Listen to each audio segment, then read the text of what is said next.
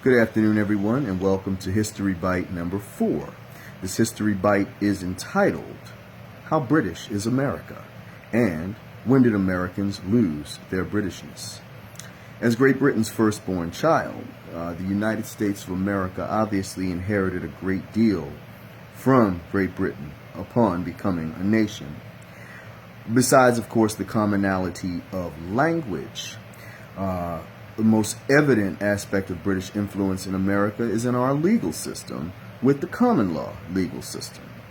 We also see it in our national constitution with a bicameral national legislature, having a Senate and a House of Representatives. Theirs, of course, having a House of Lords and a House of Commons.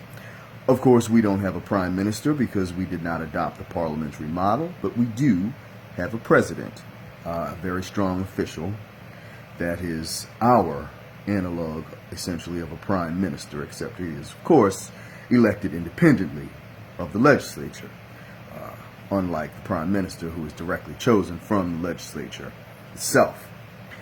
In the U.S. states, you see British influence, obviously, with the legal system, but also many U.S. states still refer to their governor as His Excellency, definitely a holdover from the days of British colonial rule in the states where that is applicable.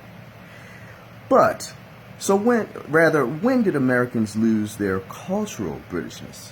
You know, the legal system and the legal influences obviously remain, but how about the cultural Britishness? Well, one could rightly argue that between the years 1783, obviously, up until the 1850s and 60s, Americans were still very, very, very British in many ways in terms of how we dressed, how we spoke, you know, our cultural mores. All of that was very British. And slowly from that, a distinct American identity began to develop over time. As the generations of Americans who were born as British subjects, pretty much anybody born in the year 1783, and before that, you could rightly be called British subjects, who later became Americans. So, when those people begin to die off, starting around the 1820s and going all the way into the 1860s, you would slowly see the British aspect of Americans die off as well. Okay, Americans begin to talk differently, begin to dress differently, begin to act differently. One definite example of that is, British people tend to use a lot more formal language when they speak, and they speak more clearly than what Americans do overall. So you might see a difference of, may I inquire as to the age of the young lady, as a British person would say, and an American would say, how old is she? Okay, so things like that, okay. We Americans have definitely formed our own distinct identity, which, for the first 70 years of the country's existence was beyond question tied with that of Great Britain in so many ways.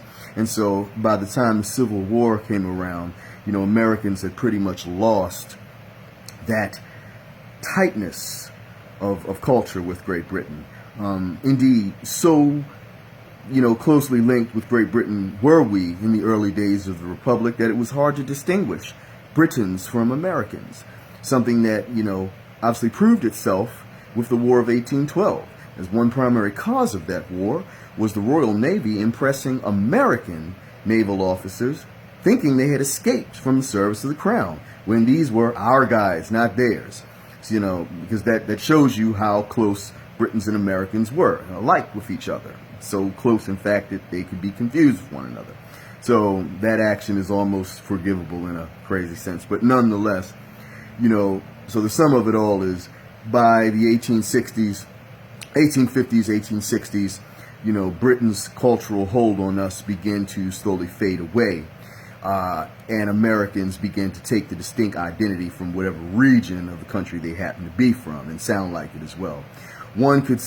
I would go so far as to say, still see the strongest British influence in this country, besides, of course, the legal system, being in New England and how they sound, and how New Englanders tend to speak very properly and very clearly, whereas in the rest of the country, we don't talk quite as clearly and distinctly as they do in New England, especially in Massachusetts. And, it's very good that they have held strong to those British cultural roots.